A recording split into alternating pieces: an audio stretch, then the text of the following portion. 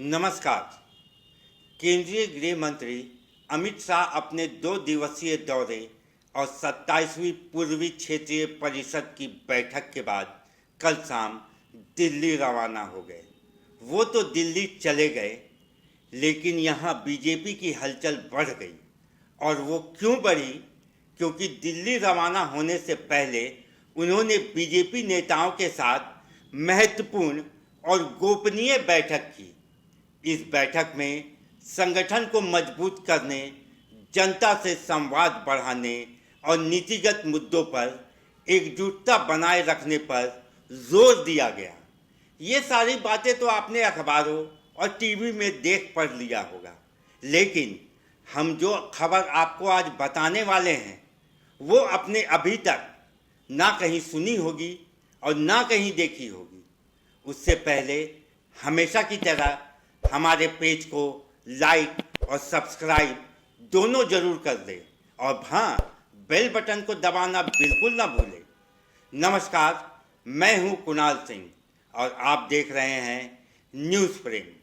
तो चलिए अब हम आपको वो गोपनीय बैठक के बारे में बताते हैं जिसे लेकर आज सुबह से ही बीजेपी के साथ साथ पूरे सूबे में ये चर्चा का विषय बना हुआ है।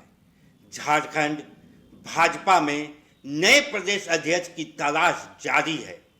2 दिवसीय झारखंड दौरे पर आए केंद्रीय गृह मंत्री अमित शाह ने राज्य के भविष्य की राजनीति के संकेत दिए हैं। अमित शाह ने गुरुवार को पूर्व मुख्यमंत्री रघुवर दास के साथ अकेले में लंबी चर्चा की। इस बैठक में संगठनात्मक रणनीति, आगामी चुनावी तैयारियों और राज्य के वर्तमान राजनीतिक स्थिति पर चर्चा की गई।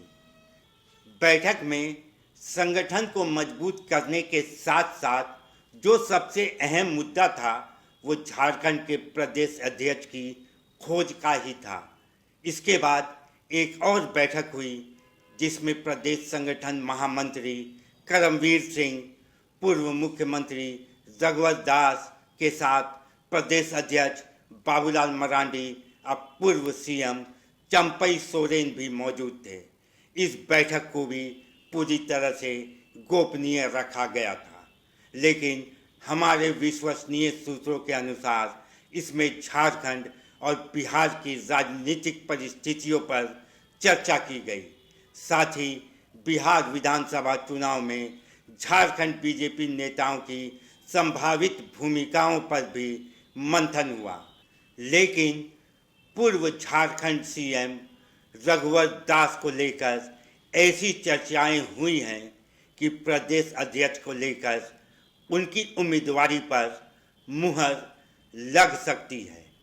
ऐसा इसलिए हम कह रहे हैं क्योंकि झारखंड विधानसभा 2024 में मिली करारी हार के बाद भाजपा का शीर्ष नेतृत्व झारखंड में एक बड़े सांगठनिक बदलाव को लेकर रणनीति बनाने में जुटा हुआ है। इसी रणनीति के तहत 10 जनवरी 2025 को उड़ीसा के पूर्व राज्यपाल रघुवर दास की दोबारा से झारखंड बीजेपी में एंट्री कराई गई थी। कहा जाता है कि राजनीति में कुछ भी असंभव नहीं है, राजनीति में सब कुछ संभव है। यहाँ हर पल परिस्थितियाँ बदलती हैं और सही वक्त पर सही चाल ही एक नेता को विजयी बनाती है। 10 जनवरी को बीजेपी की दोबारा से सदस्यता ग्रहण के लगभग 1 महीने गुजरने के बाद भी रघुवर दास बिना पद के थे। हालांकि अंदर खाने लगातार वो कई बड़े नेताओं के संपर्क में थे। आखिरकार भाजपा संसदीय बोर्ड ने एक खास रणनीति के तहत एक बड़ा उलटफेर करते हुए 2 केंद्रीय पर्यवेक्षक, जिसमें केंद्रीय मंत्री भूपेंद्र यादव और सांसद डीके लक्ष्मण शामिल थे, दोनों की मौजूदगी में झारखंड बीजेपी के प्रदेश अध्यक्ष बाबूलाल मरांडी को भाजपा विधायक दल का नेता चुन लिया गया था। उड़ीसा के पूर्व राज्यपाल रहे और झारखंड के पूर्व मुख्यमंत्री ओबीसी वर्ग के एक बड़े नेता के रूप में पहचान रखते हैं। इसी वजह से बीजेपी के पूर्व राष्ट्रीय उपाध्यक्ष रहे रघुवर दास के हाथों में झारखंड बीजेपी की कमान आ सकती है।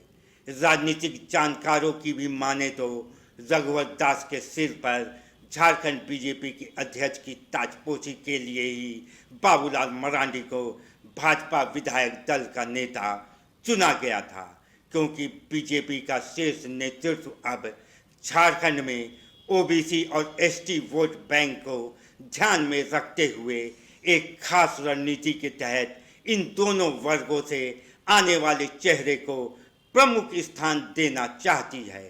हालांकि अध्यक्ष पद के लिए जिन और नामों की चर्चा हो रही है उसमें बीजेपी के हजारीबाग से लोकसभा सांसद मनीष जायसवाल और राज्यसभा सांसद आदित्य साहू के साथ साथ रांची विधायक सीपी सिंह का नाम भी शामिल है, लेकिन जो प्रबल दावेदारी है उसका जिक्र हमने कर ही दिया है। यहाँ एक बात आपको बता दें कि बीजेपी में मत तो सब देते हैं, लेकिन फैसला सिर्फ आला कमान ही करती है। ऐसे में देखना ये होगा कि आला कमान आखिरी मुहर किसके नाम पर लगाती है। ऐसे में अमित शाह तो 2 दिवसीय रांची दौरे के बाद दिल्ली रवाना हो गए और अपने पीछे छोड़ गए ढेर सारे सवाल, जिसका जवाब बहुत जल्द झारखंड बीजेपी के अध्यक्ष के घोषणा के बाद मिल जाएगी। अभी के लिए बस इतना ही। जय हिंद, जय भारत, जोहार झारखंड।